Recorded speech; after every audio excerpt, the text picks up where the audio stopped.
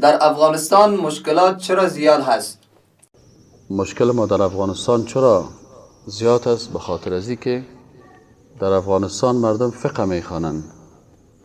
اول از فقه شروع میکنن، باز که کمی فقه را خواند از شعر شروع میکنن، شعر میخوانند، باز فقه میخوانند.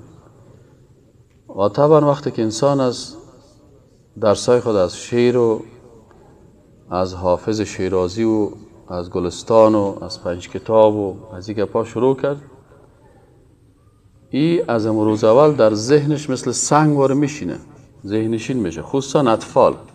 عرب ها یک مثل دارن میگه العلم فی الصغر کالنقش فی الحجر. علم در خردسالی مثل از این واره است، مثل که انسان در سنگ نوشته کرده باشه. امام ابو حنیفه علوم را به چند بخش تقسیم کرده است؟ امام ابو حنیفه رحمت الله علیه که رئیس مذهب حنفی است، رئیس شو است دیگه، پایان باز شاگردایش است. او خودش علوم به دو بخش تقسیم کرده، یکی فقه اکبر میگه و یکی فقه اصغر. اولین کسی که می اصطلاح استعمال کرده و نام کتابش است فقه اکبر، اعتقادات فقه اکبر میگن. یعنی فقه اگر ما شما علوم اسلامی رو تقسیم بکنیم به فقه اکبر و فقه اصغر، یعنی میگیم یکی دانش بزرگ است. فقه به معنای دانش است. پس دانش بزرگ ایره امام صاحب ابو حنیفه نام گذاشته و گفته که فقه اکبر یعنی اعتقادات، و دیگه نماز و روزه و حج و زکات و معاملات و قصاص و حدود یاره کلش به نام فقه اصغر میگه. اولین نصیحت یک پدر مسلمان به پسرش چی است؟ خب این انسان حکیم وقتی که دعوت شروع میکنه از کجا آغاز میکنه؟ برای پسر خود، برای پسر خود میگه که یا بنیه، ای پسره که من اولین نصیحت یک پدر مهربان برای اولادش چی است؟ با کلمات بسیار شیرین، نه با غال مغال و دشنام و چیز. برش میگه ای پسره که من، ای پسر شیرین من، ای توت جگر من، لا تشرک بالله، با الله کسی را شریک نساز. این الشرک لظلم عظیم، شرک گناه بسیار بزرگ است. فرمول اعتقادی چی است؟ فرمول اعتقادی چی هست؟ گفتم فرمول اعتقادی هست که خالق الله هست و او الله ذات مهربان است و او الله ذات است که با مخلوق خود از شارع گردن کرده هم نزدیکتر است. پس اینال وقتی که تو در زیارت میری و از زیارت صاحب زیارت هم میگه که برای من یا خودت بچه بده یا واسطه مشو که من صاحب بچه شوم، در حقیقت امی صفت خالق بودن الله را به این مخلوق دادی و امی که صفت خالق بودن الله را به یک مخلوق دادی، در صفت خالق مخلوق شریک کردی و شرک شریک کردن مخلوق در یکی از خصوصیت های خالق است. خود شرک چی است؟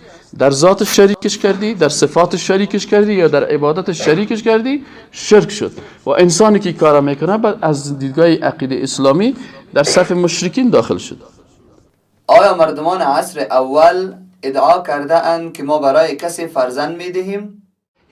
هیچ کسی ادعا نکرده، نه پیغمبر سم ادعا کرده، نه صحابه کرام ابوبکر صدیق یا عمر فاروق یا عثمان یا علی یا حسن یا حسین یا بلال یا شهید شمشیر، هیچ کسی از مسلمان های عصر اول ادعا نکرده که ما بر کس بچه میتم.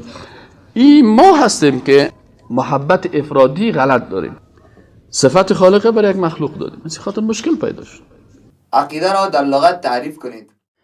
علامه ابن فارس چی میگن؟ اونا علما میگن عقیده از کلمه عقد گرفته شده. عقد گرفته شده و خود کلمه عقد به معنای بستن است. گری را عقده میگن. یک نفر میگه بسیار یک نفر عقدمند است. چرا میگن عقدمند است؟ به خاطر از اینکه امی خون از او در داخل چی شده؟ گری خورده، امی افکار زشت بسیار برش یک عقده پیدا کرده. عقیده در زبان عربی به چند معنی آمده است؟ پس کلمه عقد در زبان عربی هم به حساب معنویت استعمال میشه، هم به حساب مادیت استعمال میشه. آیا عقد در چیزهای معنوی استعمال می شود؟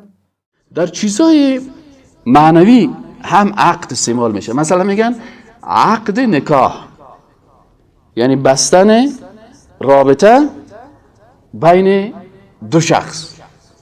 چرا عقیده را عقیده گویند؟